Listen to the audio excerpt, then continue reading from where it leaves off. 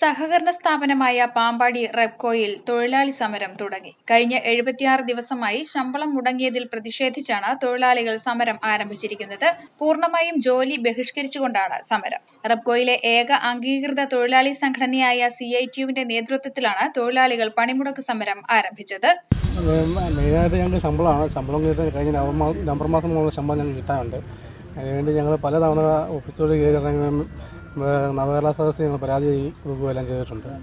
അതിൻ്റെ മുന്നോടിയായിട്ടാണ് ഇപ്പം ഞങ്ങൾ ശമ്പളം അവർ കഴിപ്പിച്ചുകൊണ്ടിരിക്കുന്നത്.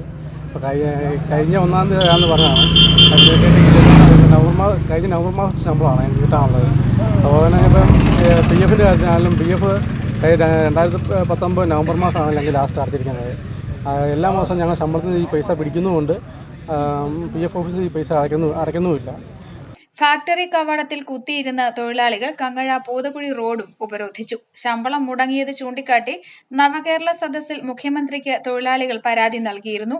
എന്നാൽ ഇതിനുശേഷവും നടപടികൾ സ്വീകരിക്കാൻ തയ്യാറായിട്ടില്ലെന്ന് സ്ത്രീകളടക്കമുള്ള സമരക്കാർ ചൂണ്ടിക്കാട്ടി. News bureau, Pampady.